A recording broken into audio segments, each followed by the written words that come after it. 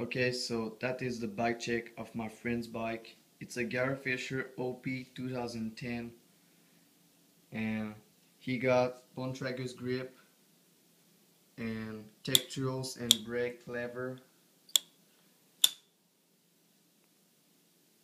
and the steam is a Bontrager, like the grips.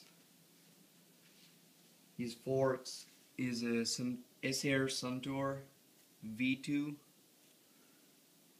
and his front tire is a Maxxis Holy Roller, and his rim is a Camino Bontrager. I don't know if the hub is stock. You got the Shimano hub with, I don't know how many teeth this gear got, and he got a nice green chain with an Axiom chain tensioner, and he got K-Rad tire,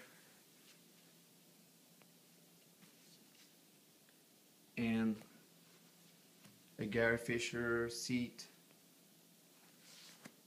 with a Gary Fisher seat clamp. That's very a bullshit, you know, cause it's always moving. It's bullshit. Demolition pedals, pretty clean, with a Shimano DR cranks, with a E13 gear.